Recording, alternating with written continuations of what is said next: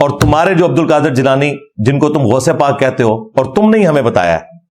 اور تمہارے باپا جانی نے لکھا ہے، بلکہ ایک چھوٹو مولوی تمہارا جو ہے فرنٹ مین،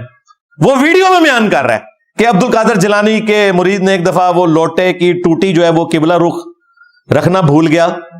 تو نگاہ مار کے مرید کو جلا کے راکھ کر دیا۔ شیخ عبد القادر جیلانی کو کچھ لوگ ملنے کے لیے آئے،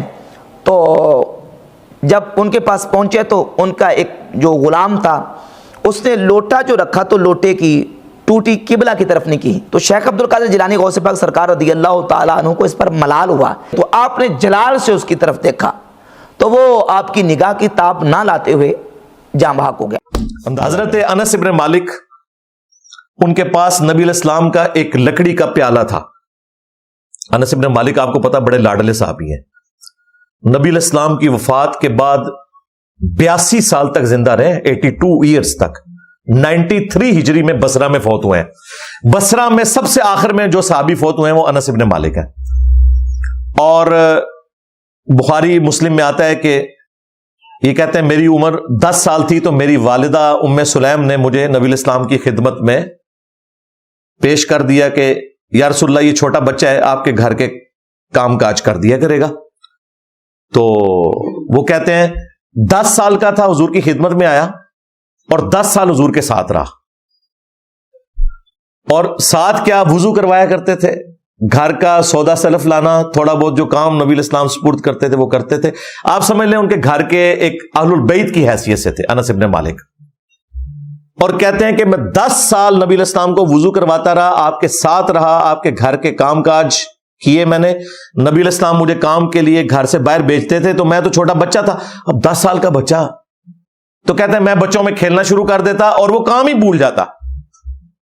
کئی بار ایسا ہوا، لیکن کہتے ہیں 10 سالوں میں اللہ کے نبی نے نہ مجھے کبھی کسی بات کے اوپر ڈانٹا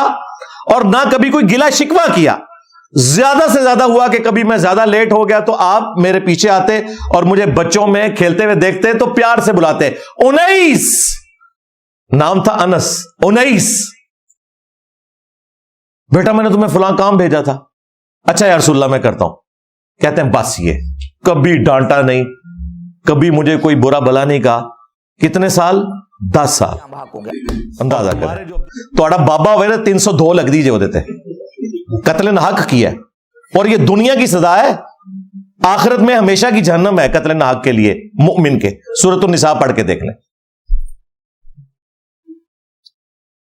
قتل ناحق، کیا اسلام میں لوٹے کی ٹوٹی قبلہ رخ نہ ہو تو اس کی سزا قتل ہے؟ کہتے نہیں وہ قتل کے ارادے سے نہیں کیا تھا۔ اچھا جی تھوڑے بزرگوں تو سب کچھ پتا ہوتا ہے کہ آگے کیا ہونے والا ہے۔ یہ ہالی ووڈ کی فلمیں جو آپ کو نظر آتی ہیں نگاہ مار کے وہ شوائیں نکالتے ہیں، یہ انہوں نے ان کے بابوں سے لیے ہوئے سارے واقعات، اور بابے صرف نگاہیں مار کے نا، صرف نگاہیں مار کے مرید جلاتے تھے۔ آج تک کسی بابے نے یوٹیوب کے اوپر جو رسول اللہ کی شان میں گستاخانہ ویڈیوز ہیں نا وہ نگاہ مار کے ڈیلیٹ نہیں کی۔ وہ بابا خادم رضوی صاحب کہتے تھے نا کہ جی امام مالک فرماندے نے امت مر جائے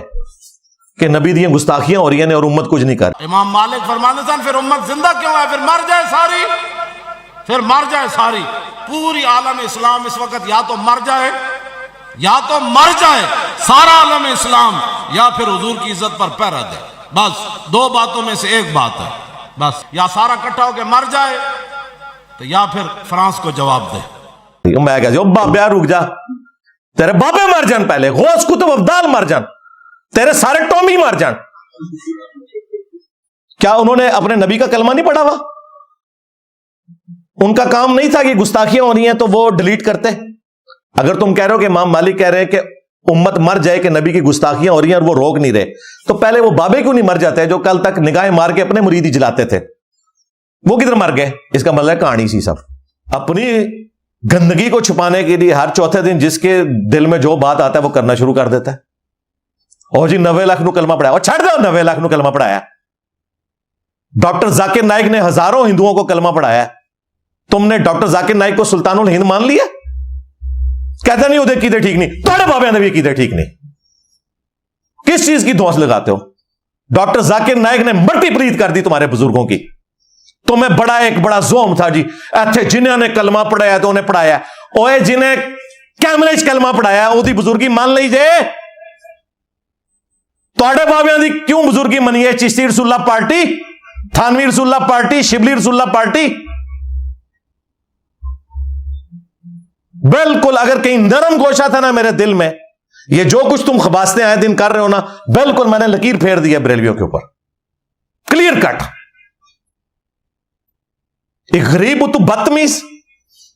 آئے دن جو بھی آتا ہے جی یہ اس کا باپ یہ کرتا رہا تو نسو ہے تو ہے غلام کا دیانی دجال دی اولادو نورا کچھ نہیں کرتے رہے ہو دو ہے تسی پیر میرے لیے بھی تھے وہ بھی کس طرح پیر میرے لیے اس کے ساتھ جا کے کر سکتا تھا جس نے خود چشتی رسول اللہ کا دفاع کیا ہوا ہے احمد بریلوی کس طرح غلام قادیانی کے اوپر فتویٰ دے سکتا تھا جس نے سبا سنابل کی تعریف کی ہے چشتی رسول اللہ والی کتاب کی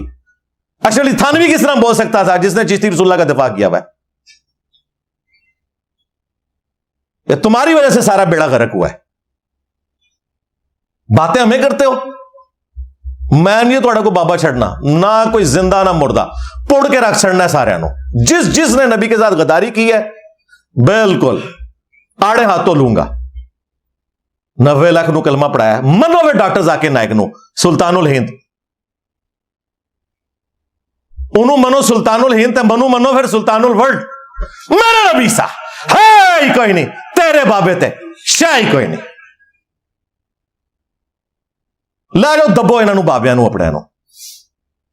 بے شرمی کی انتہا ہر چوتھے دن باہر نکل آتے ہیں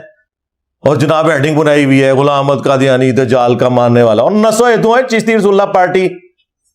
دجالاں دی اولادو دجالاں دے مزار بنائے جے بالکل کلیئر کٹ زیرو ٹالرنس جب تک تم لوگ توبہ نہیں کرتے ہو نا میں بالکل یہ سمجھتا ہوں چونکہ تمہارے پرانے بزرگوں نے مانا ہے کہ انہوں نے اپنے ناموں کے کلمے پڑھائے ہیں بالکل میں تمہارے بزرگوں کے ساتھ ہوں ان لوگوں نے اپنے ناموں کے کلمے پڑھائے ہیں جو اندازے کر لو زیرو ٹالرنس اب بالکل بڑا اس نے زن رکھ لیا تمہارے بارے میں ہوں کر گل کرو 90 لاکھ دی